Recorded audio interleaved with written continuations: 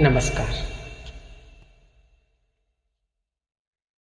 आज मु कहबी how to get clear skin.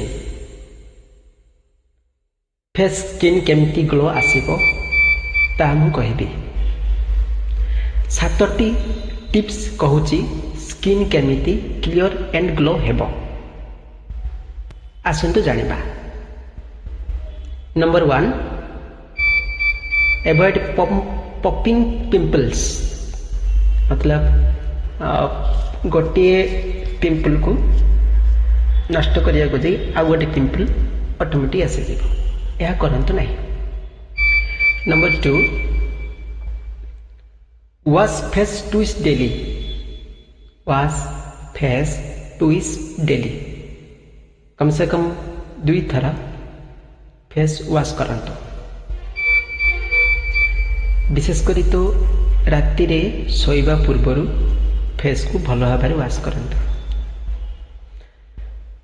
Number 3, daily 7 ରୁ 8 आवर्स मतलब 7 to 8 आवर्स सोइबा को चेष्टा करंतु। नींद रे 7 ରୁ 8 घंटा सोइबा को चेष्टा करंतु। नंबर 4, सप्ताह को थरे फेस रे crush almond plus Honey plus coffee. Almond को क्रश करके हनी और कॉफी को मिसेगी फेस रे लगे को चेष्टा करंतु। ओके। नंबर 5, टेंशन बिल्कुल नियंतु नहीं। पानी सफिशिएंट पियंतु। नंबर 6, जेते बेले फेस वॉश करूछंती टनर मॉइस्चराइजर सनस्क्रीन यूज करंतु कम से कम 365 दिन पर्यंत। टनर मॉइस्चराइजर सनस्क्रीन यूज करंतु। नंबर 7,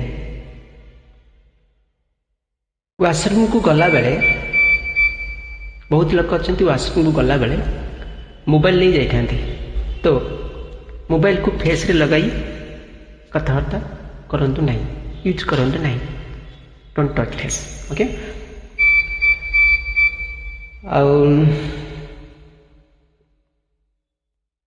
पिलो रे सोइला बेले पिलो कवर क्लीन रखंतु। ये थिला 7टी टिप्स।